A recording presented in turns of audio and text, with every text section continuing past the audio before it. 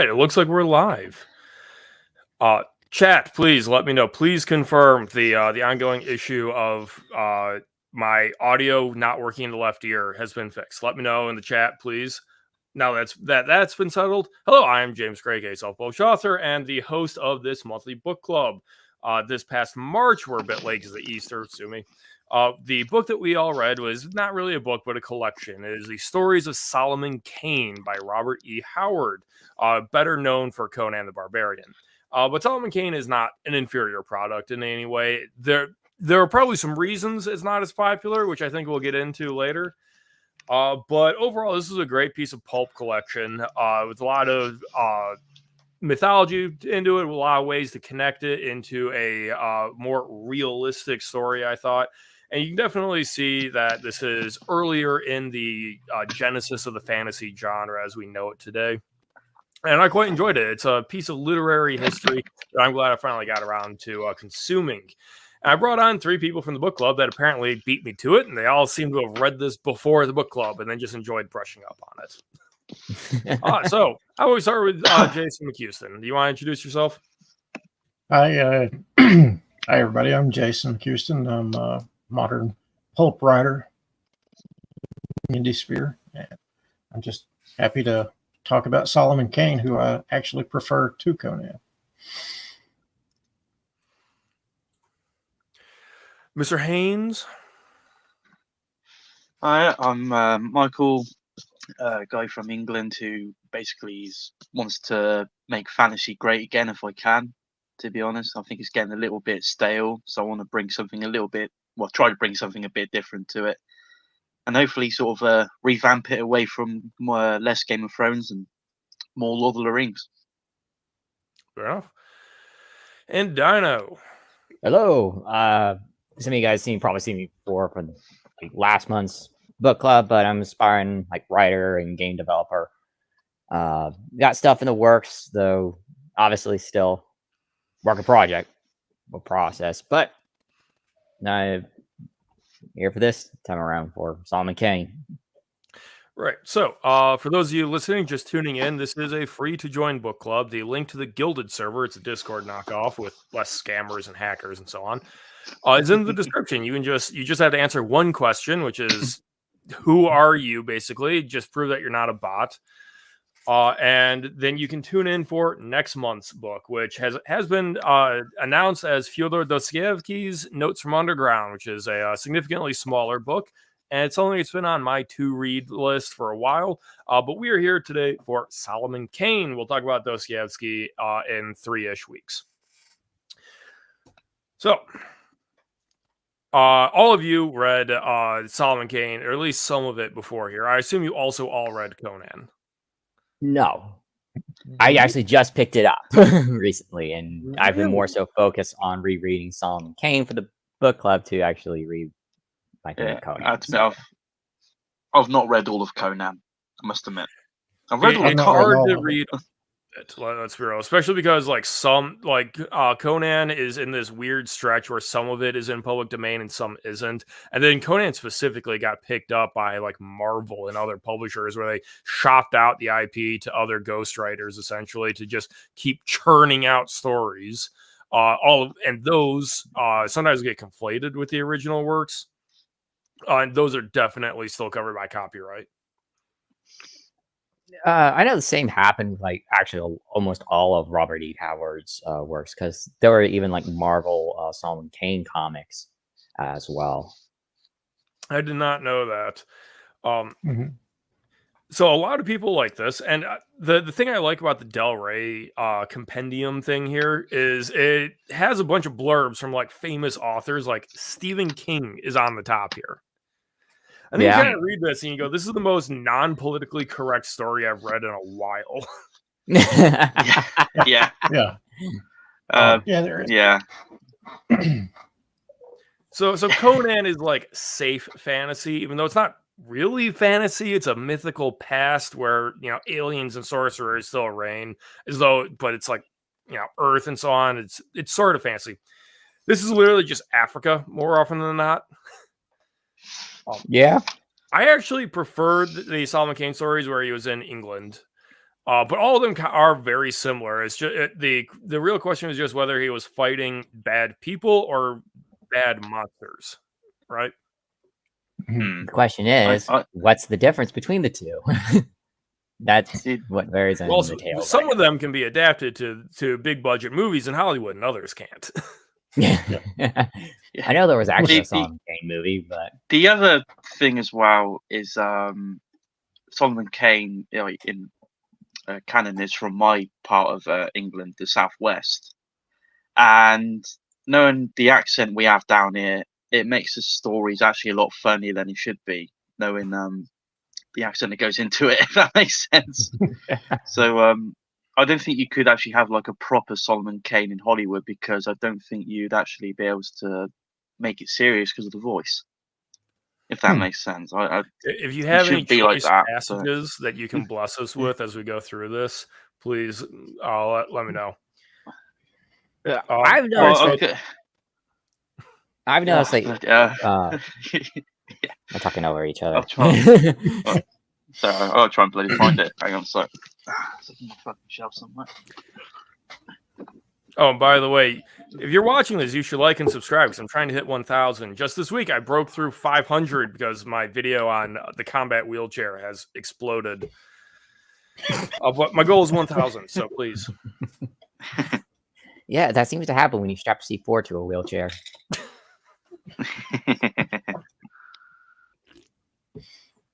Okay. So the way the Del Rey one opens is this is supposed to be, I believe, supposed to be the chronological story of Solomon Kane, or at least the best attempt of putting these stories into a sequence that makes sense.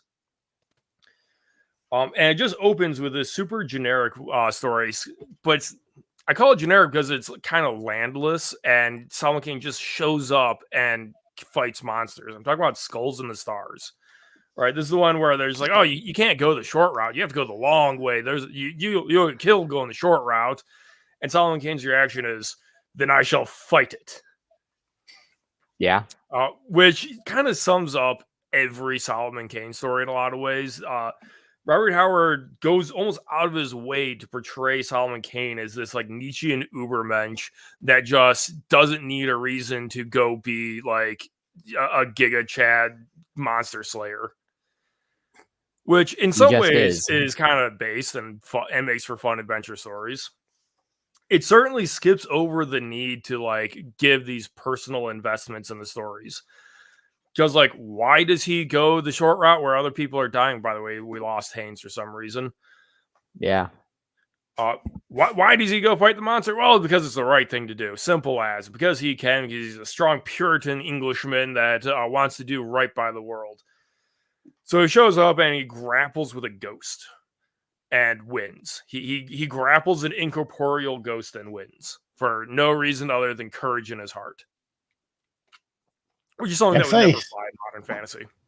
Well, don't forget about Faith, because I think that's probably his defining character is, and he's almost a slave to it. Like you say, it's just like, well, I have to go fight the evil over there. Because that's where the evil is. That's kind of an interesting thing, because he is a man of faith, but I swear there's like only 2 times where his faith matters. And in fact, most of it is his faith being challenged by being confronted with Nwanga's juju staff. Mm-hmm. Yeah. See, I think that's what makes him interesting, is because there's that inner conflict, because he thinks of himself as a Puritan, but even in, some of the narration, it says he had a bit of the pagan to him, but he would be offended if you said that. So it's like, to me, that's the reason he's a more interesting character than Conan, because Conan's just the guy that goes and does stuff to line his pockets, So in a lot of ways, I wonder if that's Robert E. Howard's proclivities and preferences, with the exultancy of the heroic past, which is not unique to Howard at all. A lot of intellectuals in 100 years ago to 200 years ago were very much obsessed with, we have a rather decrepit and morally bankrupt present. Things were better in the past. And some of them actually make good arguments for things are better in the past, because even though our material standards have improved, there he is. the welcome back. quality of the people expected to endure bad material standards has gone down. Like we've become worse people morally.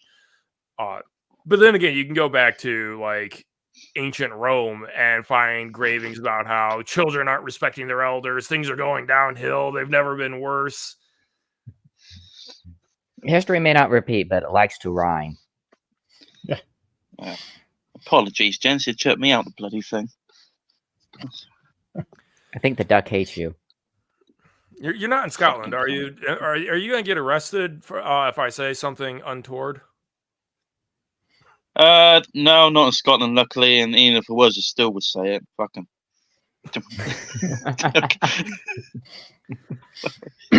Although we're not far off that down in here, I must admit. No, I admit. I don't know what I missed out on. Going back to Skulls in the Stars, I actually liked that there was kind of this clever morality tale to the source of the monster. It was completely disconnected from Solomon Kane himself, which is why, after reading this, I'm kind of thinking that the book club should go through all of Appendix N, because this really felt like the kind of pulp story that original Dungeons & Dragons was based on. Because a lot of adventures and modules from like old school D&D, they're not stories, they're problems basically. And they were designed that way so you could pick it up, fight the monster, and walk away at the end of the night. In that meta enjoyment of the game of Dungeons and Dragons, which is just in a sense, you sort of like craft modules. your own story instead of just relying on the dungeon master too. Right. Going back to Solomon Kane doesn't really have motivations for a lot of these monster fights. It's almost to the credit of the overall story arc. Because for a lot of these conflicts, he can just be a flat arc paragon, but you do get to see elements of growth and doubt introduced to him. So if I jump ahead to when he goes to Africa, which is magical fantasy land of jungles and gorillas and face-eating leopards and such, he goes there because he's chasing down a French pirate. Which I think everyone is going to agree. It felt like the middle of that book got cut out. The middle of that story got chopped out. You have a well fleshed out encounter where he's tracking down these French bandits and killing them off one by one by one. And then what's his name escapes, and then boom, he's in the Ivory Coast of Africa where he's tracked him down again. And all that stuff in the middle is just nowhere. Recapped. It's just like a quick recap. We don't get to see the action. Pretty much. Yeah.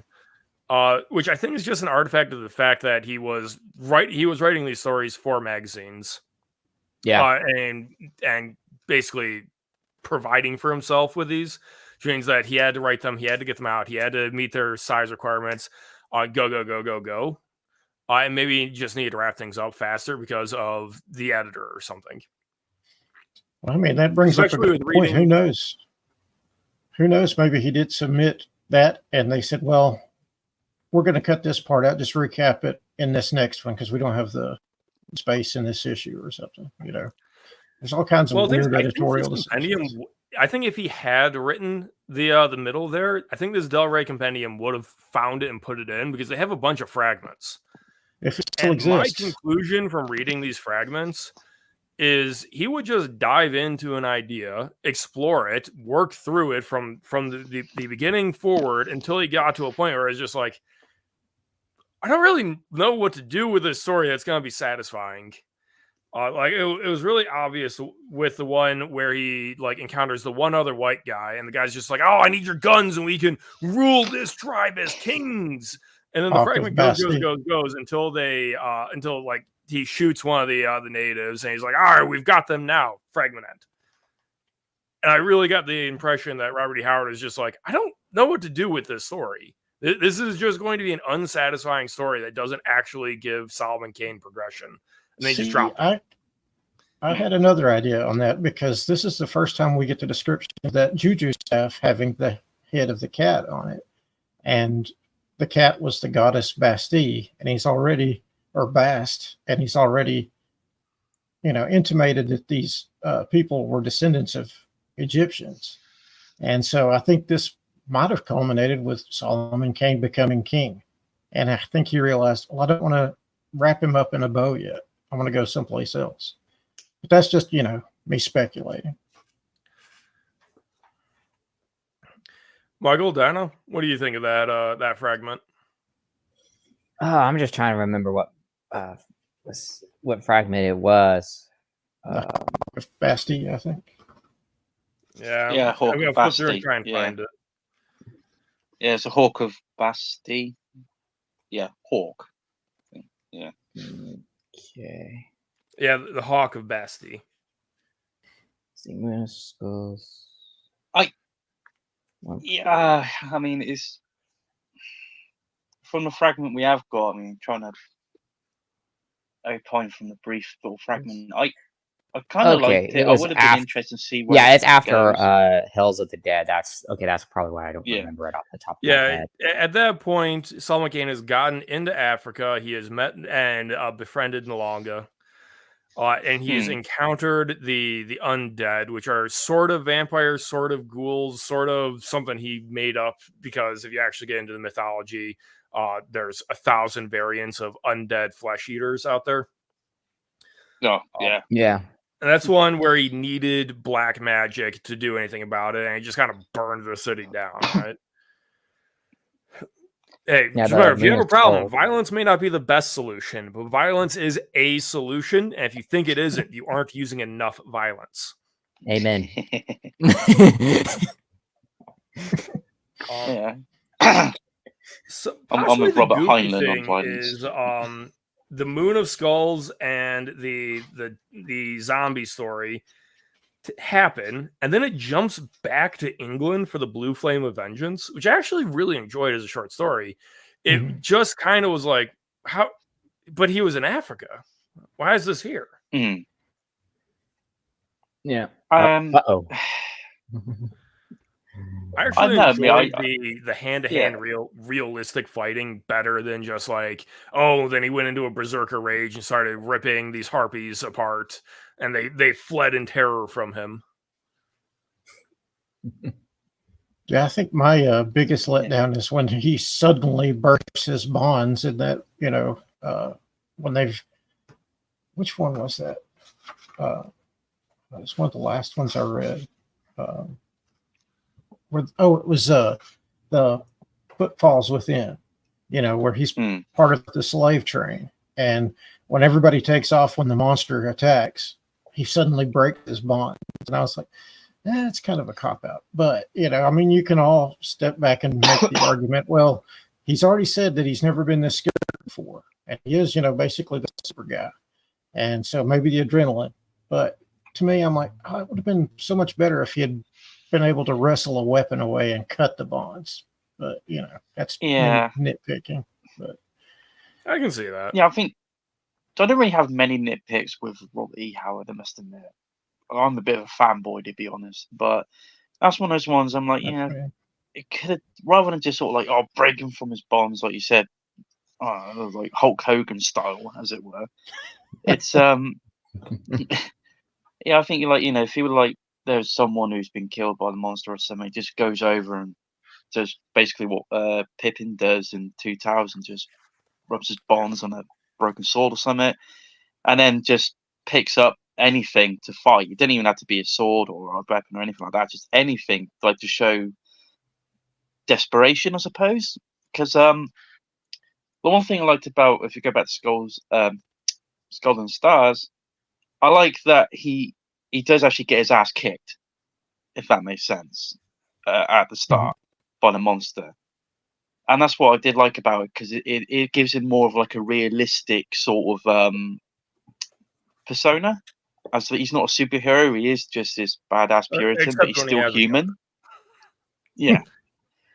I feel like, just breaking out his bonds, and, I feel like, it's kind of like a bit of a cop-out, like you said, to borrow your word. Okay, so I'm actually going to throw this one at you. I think it's actually fine that he just ripped out of bonds. I think it is a product of living in the new millennium that we think it's particularly hard to do that because we live in an era of machine produced rope. They did not. If you've ever seen traditional rope making, unless it's really thick and therefore really expensive, rope is not in good condition, and you reuse it because it's so expensive because you're pulling it out of fibers that you grew and you just kind of threshed and spun together. That's actually, I think Shadiversity brought this to my attention years ago, that this trope you see in fantasy of cutting your way out of bonds, particularly to free someone, is kind of silly because it's not hard to untie knots, and untying a knot doesn't ruin the rope that probably spent literally 8 hours to produce. Rope is a very important technology that we developed very recently to a high standard. So you tell me a bunch of slave traders in the middle of Africa that have been walking around through wet and hot. The rope they have that they loop around him real fast, it probably is crap rope. Makes Gladriel's gift to Sam more special. Yeah, exactly. There's the point of that. Like in the movies where they have to reclaim it after repelling, they're like, man, it's a shame to get rid of such good rope. Just rope is so expensive if you don't have machines to produce it that you keep reusing it. And like again, bring this over to Dungeons and Dragons. Breaking out of rope bonds is scored like a DC 10 strength check. And like iron manacles are a DC 15. Like that is a standard feat that fighters and barbarians are supposed to be able to do on a moment's notice because it's cool. Right? And also probably even like goes back like for thousands of years, because you kind of see it with like Samson, like the first couple of times when Delilah is like, what's the source of your strength? And it's like, oh, tie me up and I can't be helpless as any other man, and it's only by cutting the hair. But right. So maybe under more rigorous editorial guidelines, we would have seen something more involved for him getting out of his restraints to deal with the monster. That's not really the plot beat that matters for pacing, though. Right. In general, I actually found the pacing of the stories maybe too fast, I guess. Which it goes to your side of things, where there should have been more to him breaking out. But like in these stories in general, a lot of time gets passed over very quickly and expediently. Well, I think that might have something to do with the medium, that it was short stories for, serialized or, magazines. It's also his method. Most of these stories are actually first drafts, just him dictating to himself at the typewriter, which to me makes them even more amazing. Yeah, I had to admit, considering I've written a couple of short stories and I spent so many hours editing them to make sure they're perfect, and he's managed to do this on a first, if not second draft as well. It's quite impressive, must admit. Yeah, I mean, so I think. Have you ever? No, sorry, man. Go ahead, bud. I was going to say, have you guys seen the movie The Whole Wide World with Vincent D'Onofrio? It's about Robert E. Howard, and there's that scene where he's sitting there at the typewriter just dictating to himself a Conan story, and everybody in the neighborhood can hear it because it's Texas in the summertime. I'm like, man. No, I haven't seen that. I don't really watch films that much, to be honest. Yeah, if you get a chance, it's a good one. Yeah, what's it called? The Whole Wide World. Whole Wide World. Okay. Yeah, I think it's based on the book Novelyn Price wrote about it. I'll make a note of that. Thank you. So over editing, I think, might be a trap that people fall into. And I think I'm actually going to blame YouTubers for that. because it's a easy thing to talk about as like, oh, this is how you do better, and you can act smarter than you really are. And it undervalues the simple fact of you want to write a better short story, write more short stories. Just keep producing new stories. And guess what? By volume, you'll get better. You will eventually write your first drafts better than anything you could edit that first story into, because you'll just get a better feel for it. Oh yeah, Was it the Sanderson. Ray Bradbury method? Oh, you want to get published? Write a short story every week for a year. It is statistically impossible for you to not write one good story out of 52 attempts. I created the Bradbury Challenge for myself last year, where it's like I said, I'm going to write 10 stories in 10 weeks. And that's what I did. They're up on Amazon now. So Nice, man. Like I have this very conflicted relationship with short stories. I've said many times I really don't like reading anthologies because they're just such a hit and miss with the quality of the story, of even if it's just the literal quality or if it's just the whether or not I like the premise. If I pay money for the book, it's just kind of like, why do I keep going? I've been burned so many times before, but I do like writing them. So I'm kind of a hypocrite.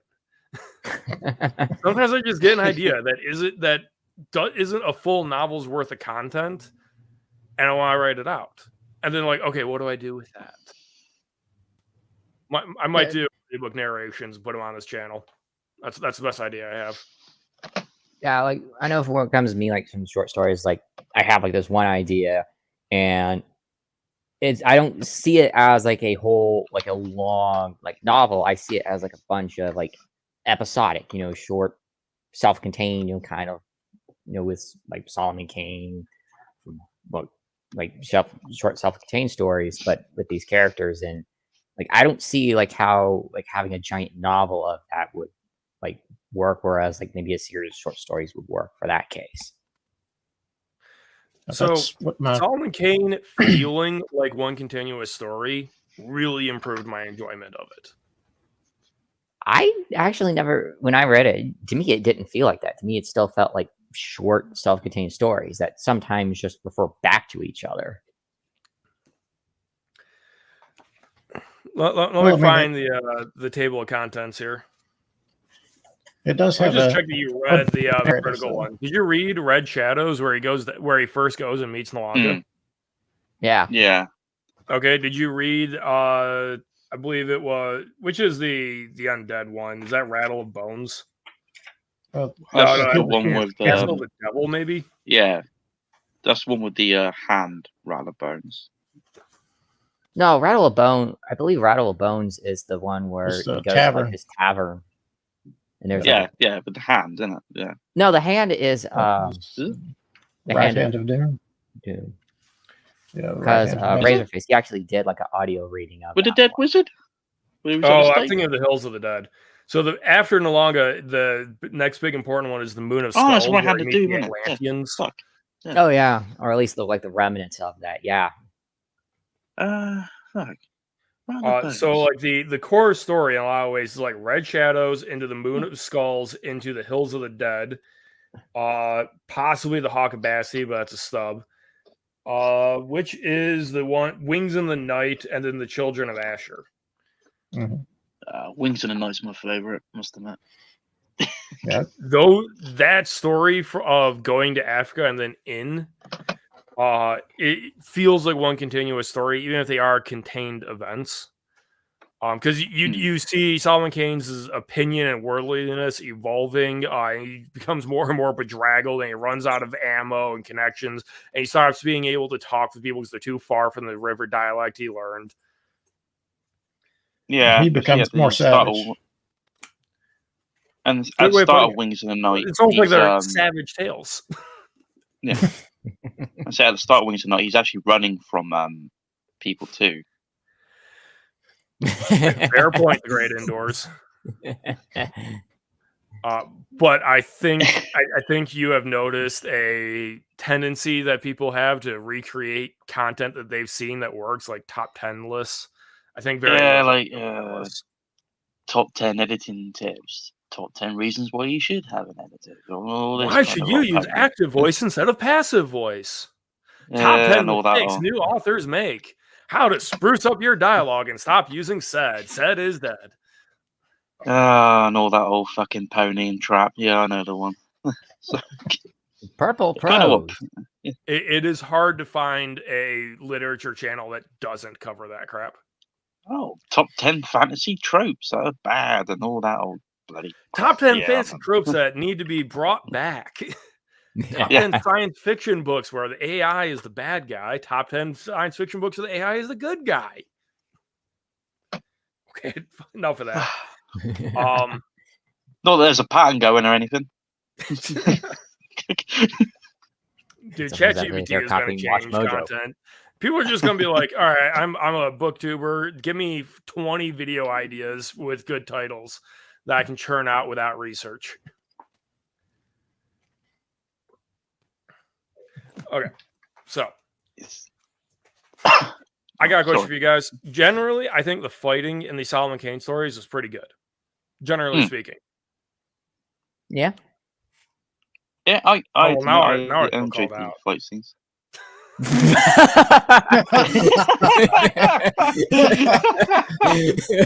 Shots fired. I will say I do share your regarding cover. I'm on Team James for this one because there are some pretty dismal covers out there. I must admit. Okay. No, back to Solomon Kane. We're here for the book club. Yeah. Generally, the fighting is good. I think this is a good example of how to do fighting in a evocative manner. Definitely relies on butchering Solomon Kane in the fight. It's hard to tell a fight where the main character doesn't get injured because it doesn't seem like there's progress if they're just parry. Even though that's actually a very reasonable fencing bout. It's not like the Princess Bride fight. Right. However, I really didn't like Wings in the Night with the harpies. Was that just me? Really? Probably. I don't know. I guess the plot was perfectly fine. I just didn't like that the fighting was, my berserker rage, then let me lure them into this house and burn it down on top of them. I just found the violence in that to actually be very unsatisfying compared to what had been demonstrated in the other stories. I can see that. Yeah, I get what you mean. No, I mean, it was sort of like I liked the story because that was kind of the reveal that the Juju staff he's walking around with is like the staff of Moses and from 1,000 other myths, this ancient magic that no one alive can even understand anymore. Like that's cool. It's unfortunate that reveals like right at the end of the saga and that we just don't get more from that. There's the reveal without much payoff to the reveal because the story stops. Yeah, but that's probably because of his suicide and such. Yeah. So, did any of you read the biography at the back of this? Yeah. I probably did have the first time I went through it. Yeah, but And I've actually not recently. Yeah, I did read it the second time through. well, he's read the dedicated biography.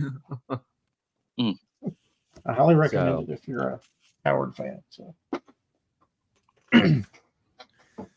So I actually don't know if there's any like particular reason he self-deleted.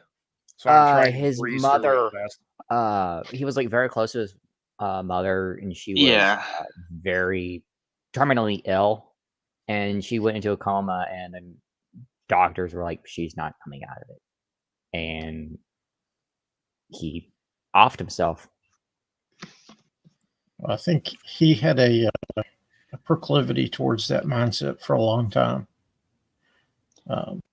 He had the feeling that he didn't belong in the world, or the world that he was seeing evolve around him was a world he didn't really cotton to. So it was kind I of know like the the last feeling. straw. I think a lot of Howard fans know the feeling. I mean, yeah, Yeah. I Yeah. can identify, but you know, And yeah, I also heard there's another theory too that I can't remember what it's called, but it's like a fear of aging or a phobia of aging, something like that. That also might play. I mean, it's only a theory, admittedly, but it probably does hold credence. I must admit. But yeah, I think if you go through like the writings of like Conan and stuff like that, I do think like the "don't belong in this world" sort of narrative is very probably what actually happened, seeing what was happening. Which I kind of understand if you see what the world's like now. yeah, he definitely harkened back to the frontier age. So civilization and the corruption that it brings spreading, you know, caused him to Yeah. drift further apart, I think. I mean, it's horrible. I mean, you think these Solomon Kane stories were written by somebody in their early 20s. Think about that. What could he have given us if he had lived to be as old as I am? You know, that's terrible. Yeah. Yeah.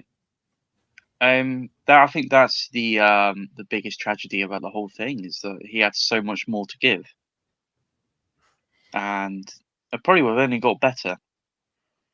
I mean, what he's already put out there is absolutely fantastic. It's not just Solomon Kane and Conan and Cole. There's also like he's got some westerns out there too, which I want to get He also and did read as well. sports stories of all things. Yeah, Mm. the boxing That actually story. is not surprising considering he was like a bodybuilder.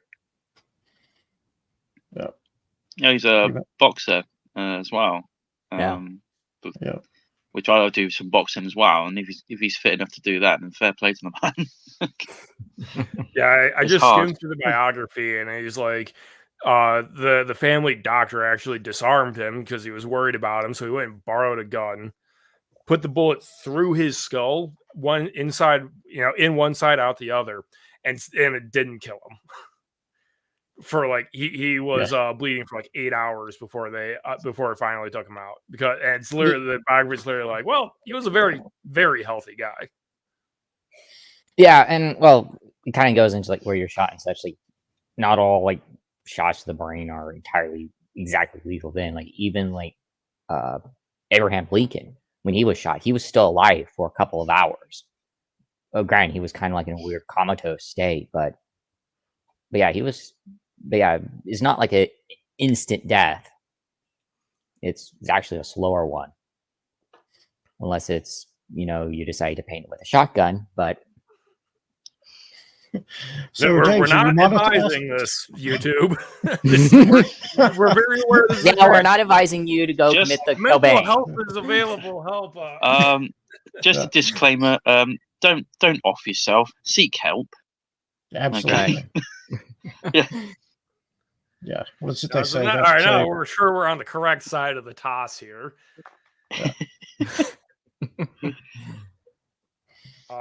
I'm tempted to go dig into H.P. Lovecraft after this, because there is the weird fact that the two of them were like contemporary friends. Yeah, they were exchanging notes with each other. There's crossovers between Lovecraft and Conan, for example. Oh yeah, they were good friends with each other. Yeah, this I went Blood through. and Thunder has a lot of their letters. I'm sorry. This Blood and Thunder has a lot of their excerpts from their letters. Their what do you call it? Yeah, so I've read a good chunk of H.P. Lovecraft's work. I don't think I ever got like the full collection of H.P. Lovecraft and worked through it. And partly that's because even though H.P. Lovecraft is like the most influential pulp writer ever, it's at this point not even because of the original works. It's because of like creating, like, it's what everyone else has done with the Cthulhu mythos. It's all the derivatives. Yeah, which is kind of bizarre in a way, and it's kind of like a tier of legendary fame you can only aspire to.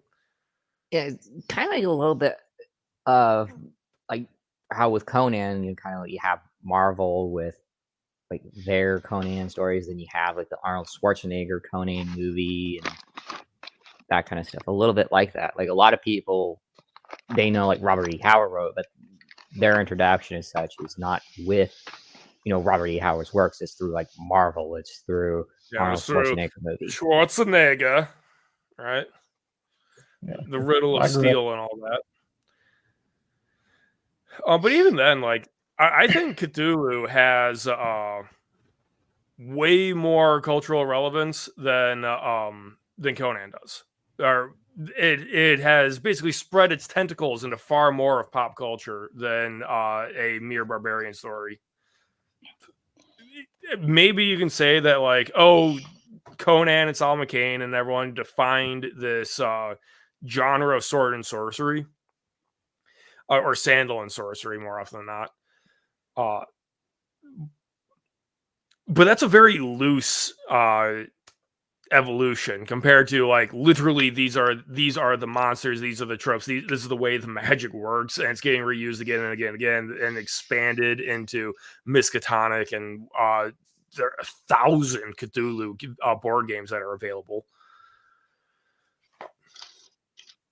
I think there's maybe it's as simple as Cthulhu is easier for another author to play in compared to trying to replicate the very grounded mythological stories of Conan and Solomon Kane and so on. Because people recognize the spooky monster, colors that can't be, my brain is melting, and it's easier to hit those tropes than it is to, at a surface level, just recreate this, the conflict between savagery and civilization. Mm. Yeah, I think that's what I can, with variety in the monsters and the mythos. Whereas if you boil it down, a savage sort of Conan, it's one guy against monsters and a bunch of other guys. So, I mean, it's kind of hard to replicate that. I guess with a Cthulhu kind of story, you can spin it in several different directions. Yeah, I'd like to. Well, I like that in some ways you can tell they corresponds if you go like Skull and Stars and that, especially with the monster there. I think it's quite, for the time, especially a unique monster. How it's not really a monster in a way. It's more of like a misty ghost, really. When you A break demon. it down. Yeah, a demon. But These it's not. people are demons. But it's not Yeah, like, if you go like these other things now, it's like you got your typical demon look where it's got horns and it's got this and all that, and it's like, especially in modern day films.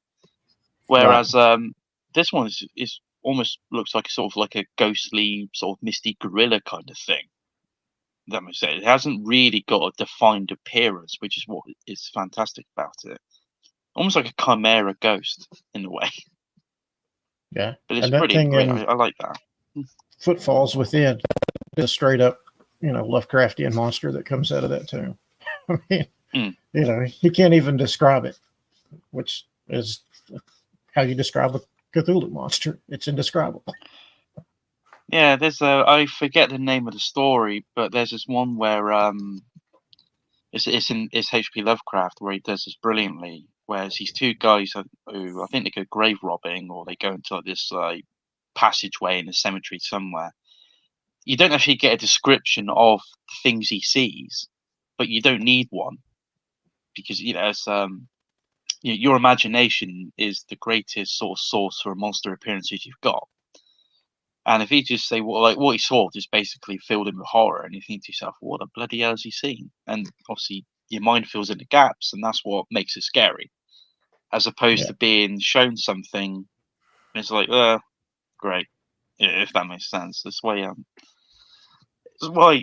excuse me, I don't like, in some ways, a lot of lore things about monsters and stuff, because it kind of ruins the mystique of where it come from. As silly as it sounds, or even a scientific, like Outlast. I love the game. I wish it was just a ghost though, as opposed to being a nano machine sort of thing. Which I think. I wonder if we can't enjoy stories the way that 100 years ago people could enjoy these stories, because our entertainment is so visual nowadays. where we've seen 1,000 variations of scaly, spiky, fang-filled monsters. And our brain is going to subconsciously try to adapt something it's seen to what is being described.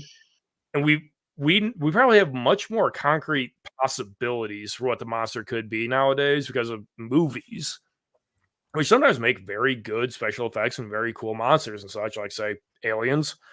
The Thing I know is another one that's highly regarded. I gotta watch that actually. That is on my list to study. Not that. I've heard like it's considered to be that if you're in special effects, that if your monster gets compared to the Thing, that's like you did an excellent job. But that's a higher hurdle I think we have to clear now in 2024. That in 1924, people weren't saturated with very concrete visual depictions of monsters, be they animals or mythical beasts or aliens or demons. Like we actually have a pretty nailed down idea of what a demon looks like nowadays. Far more than than the influence of like Renaissance painters, for example. So we might be almost handcuffed by other people's attempts to depict these kinds of things, screwing up the unknowable because it no longer seems unknowable to us. We've become Yeah, I think jaded. that's a problem now. Yeah. I think it is hard to come up with something completely new in a lot of ways, because It does feel like we're exhausting all possible permutations of monsters because there's only a few things that are scary. It's like fire, joints working the wrong way, teeth, fangs, poison, venom. It's a shorter list slimy. than you think. Yeah. It's hard to come up with something truly unique. Which I think if you do come up with something that has never been done ever before, I think bravo to you, because you've certainly done a better job than I have. I mean, obviously, I'm not saying I've copied other things, but they sort of have not been done before, but they have been done before, if that makes sense. So, a lot of the monsters that I have, I've sort of made a twist on it from already pre-established like mythology in Britain, if that makes sense, as opposed to just coming up with completely different things myself. Fair enough. I actually, so I write epic fantasy as well. Every Monday, I release a new chapter of Undying Emperor. I saw this problem a long time ago of like, how do you make a unique monster? And I kind of just threw my hands up and said, you can't. So I actually pulled back the fantasy elements and keep almost all the fights as like dude versus dude, with a bit of magic to spice things up, because I am a filthy weeb. So like I prefer indulging things like, okay, here's a guy that when he kills somebody, he can temporarily take over their body. What can he do in this siege? He can very much get behind enemy lines so they don't realize that's what his power is. And I think that creates better drama than like trying to imitate the Thing. And it's just like, oh, it's a body stealing slime monster from outer space. Because people go, oh, I've seen that before. There's more of a reaction to it, like, oh, harpies, cannibalistic harpy monsters. I've seen that before. 1930, they hadn't. No. I just leaned into it when I ripped something off. I'm like, oh, yeah, this is just going to be my version on this. So, yeah, straight up tell you, let's have fun. Yeah, like one story I've been working on, it's like the monster for this short bit is they're hunting chupacabras. And so like my idea is like, okay, there are two different versions of the chupacabra. There's the Puerto Rico one, and then there's like the Mexican one, which the Puerto Rican one's the first one, but the Mexican one's kind of like the dog that we know of. I just like, let's merge the two. And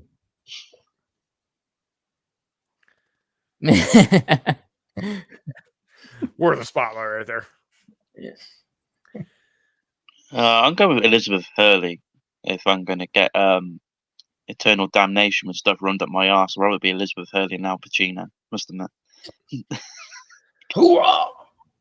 All right, we've been talking this for 50 minutes. Let's move into wrap up.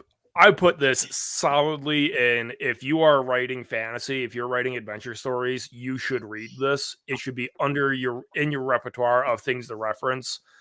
And you're silly if you think that this is beneath you or it's too old to matter. Oh, I gotta keep up on current trends. This is the root of a lot. This and Conan and H.P. Lovecraft, the big name pulps are big name pulps for a reason. Mm-hmm. What do you guys say? Is this a do recommend for you? Absolutely. 100%. Oh, yes. Yeah, unanimous in that decision. I would highly recommend this above a lot of already, arguably more popular ones. I'd say start this and you'll be sort of disappointed with everything else you read afterwards, to be honest. Well, if you join the book club, you won't be disappointed because I'm going to keep choosing great books, even if I haven't read all of them. And as mentioned at the start of the stream, April is Notes from Underground, a Fyodor Dostoevsky book, which is only 132 pages. Very light reading, I think. But obviously Dostoevsky, I'm sure you've heard the name before. Like, you can't be in a literature realm and have not come across Dostoevsky at any point, especially with the amount of fame that podcasters have dedicated to him in the last few years. I want to find out if those accolades are really worthwhile. I'm looking forward to this. It's been on my shelf for a long time.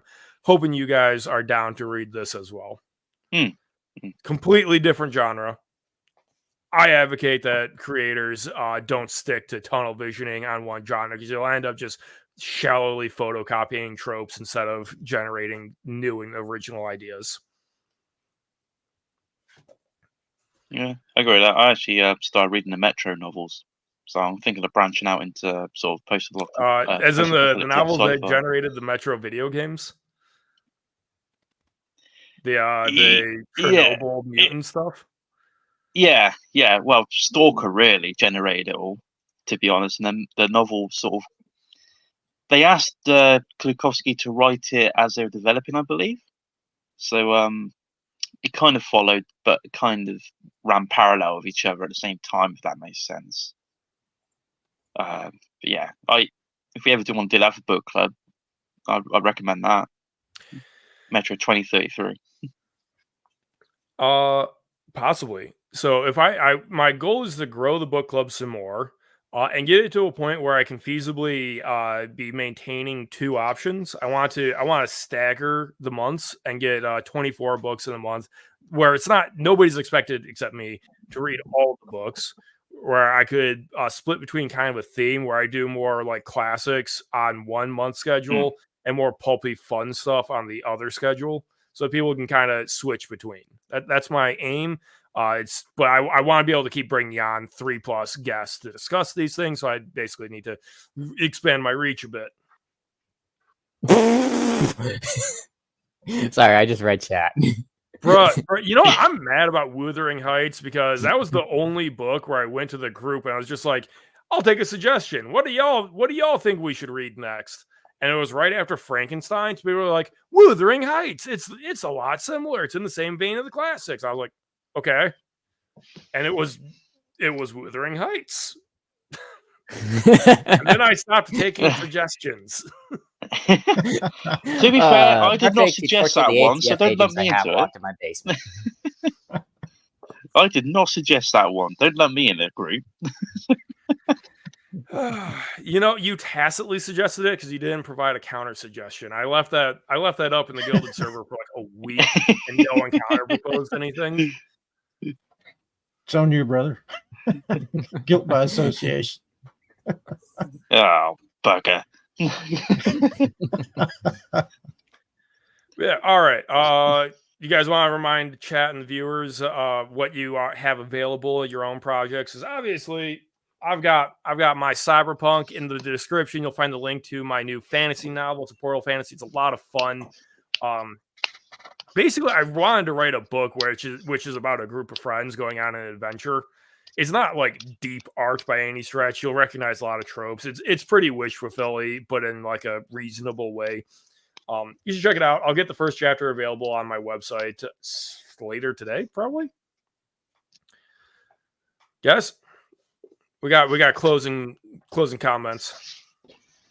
Well, if you're in the mood for something in the vein of Robert E. Howard, here's my collection. It's pulp style short stories. Even got a nice little Frazetta-esque cover there. And Oh, by the way, I like didn't the comment on X-Files? Twitter, but I do like that cover. oh, thank you. Yeah, the brother one. Yeah, that just about It's drove got me style. nuts. I may Yeah. not be the best expert on cover art, but you know. Yeah, this is my homage to San least you know- Juliet. At least you And, know not to President. have your name cut off. Well, yeah. I see somebody watched yesterday's video. Thank you to the publisher on that, NorCal. But there's that one, and then Project Notebook if you like the X-Files and, post-war paranoia. So that's my shill. Thanks for letting me. Next. All right, Haynes, Dino, you guys didn't give me any links that I saw. Yeah, Yeah, sorry, I got James. none. Oh, I good. can't get my Telegram link on my phone for some reason. So I haven't got my computer on me. That's all right. Anyway, so next time I'm on, I will put my Telegram link in there. But on my Telegram link, I do like some author blogs and posts, and I do a little bit of history around Britain from like mythology and posts about like castles and other sort of medieval stuff as well. So if you're interested in that, I recommend it. Now I've actually managed to sort out a couple of quasi-legal troubles regarding some short stories I sent to a magazine. I'm actually going to put them on my Telegram for free. They're very much in the vein of Solomon Kane, so if you're interested in that, they will be up shortly. And I'll have a full novel out hopefully later on this year. I've just got to get the cover art sorted out and full of other details, and that will be available to you as well. And yeah, about it. So just keep on smiling, because every day on this earth is a good one. Amen. Dino, you're gonna have to one up that because that was a good ending. I don't think I can. I mean, other than like, I'm not. As I've been saying, I'm working on stuff. Like I have my current idea is just like a releasing collection of like short stories of pulp kind of thing. I got one short story down, but I need to obviously get to working on more as well as like fine tuning them. But keep on the alert for that. I'll probably be talking about it in either one of your live streams or here when I. Yeah, I'm gonna be live streaming more. I want to get into, especially as the temperature warms up and my basement warms up. I'm gonna do more video game live streams and hope to bring people on for chat. So that's a thing to look forward to. And Cool. yeah, thanks for coming on, guys. Thanks for having us. Hey, Pleasure. Yeah, it's always fun. Glad I can make this one. Oliver. Remember to like and subscribe.